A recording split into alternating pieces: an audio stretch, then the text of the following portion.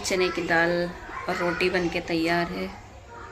अब ये लगेगा ठाकुर जी को भोग, क्योंकि हमारा सबसे पहले भोग ठाकुर जी को लगता है।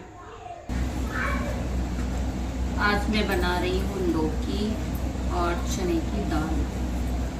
ये 2-3 दिन पहले की आई हुई है, पर मैंने बनाई नहीं थी क्योंकि चने की दाल नहीं थी। फिर कल ही राशन आया था तो फिर चने की दाल आ चुकी है, तो इसलिए मैं इसको बना रही हूँ। और ये चने की दाल में ना बहुत स्वाद लगती है। इसके कोफ्ते भी बनते हैं, और मेरे पतिदेव को कोफ्ते पसंद नहीं है, इसलिए कोफ्ते हम बनाते नहीं। या तो ऐसी लौकी हरी मिर्च में बनाते हैं या फिर चने की दाल डाल के बनाते हैं। इसीलिए आज चने की दाल डाल के तब इस लौकी को बनाएंगे।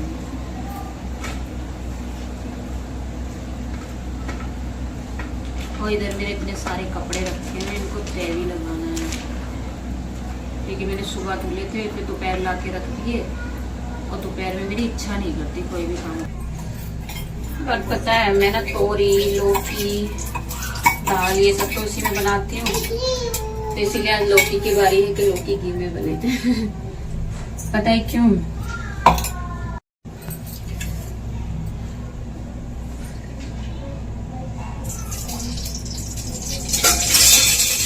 भी निकलता है, दूध आता है तो उसकी मलाई डाल लेते हैं, तो हम उसका ही घी बना लेते हैं। इसमें मैं डालूंगी हींग, सॉरी जीरा,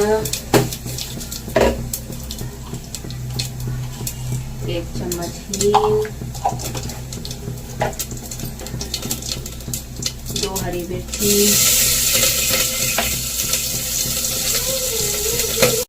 अब मैं इसमें डाल दूंगी लौकी।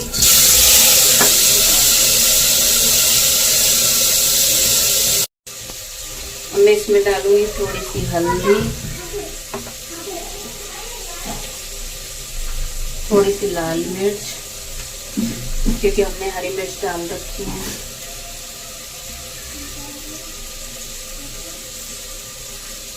थोड़ा सा सूखा धनिया पिसा हुआ, और स्वाद अनुसार नमक, और थोड़ा सा गरम मसाला। इसको अच्छे से हम मिक्स कर देंगे।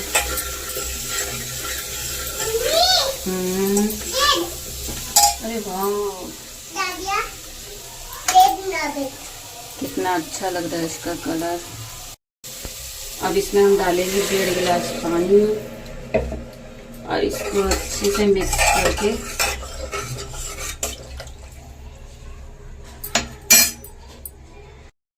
लगा देंगे इसको, और 4 से 5 सीटी आने देंगे।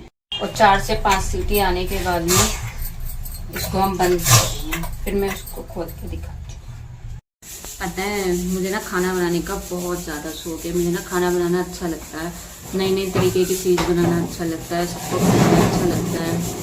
पता है जब लॉकडाउन लगा था ना, तो मैं इतनी चीज़ें बनाती थी, कभी केक बनाती थी, कभी इडली सांभर बनाती थी, कभी डोसा बनाती थी, और क्या कहते हैं ढोकला बनाती थी।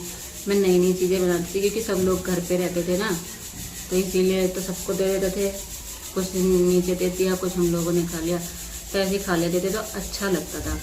और जब से लॉकडाउन ख़त्म हुए ना, जेंट्स लोग चले जाते हैं, फिर बनाओ, जेंट्सों का ना आने का टाइम है ना जाने का टाइम है, तो इसलिए कोई चीज़ बना ही नहीं पाती हूँ।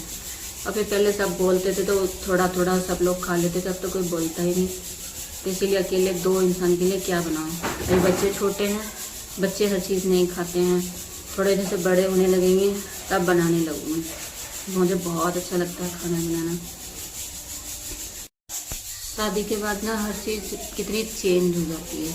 मैं पहले सोचती थी कि मेरी शादी होगी ना तो मैं ऐसे करूँगी वैसे करूँगी, अपना घर होगा, अपनी इच्छा से मतलब सारा काम करूँगी, अपनी इच्छा से बनाओ, अपनी इच्छा से खाओ।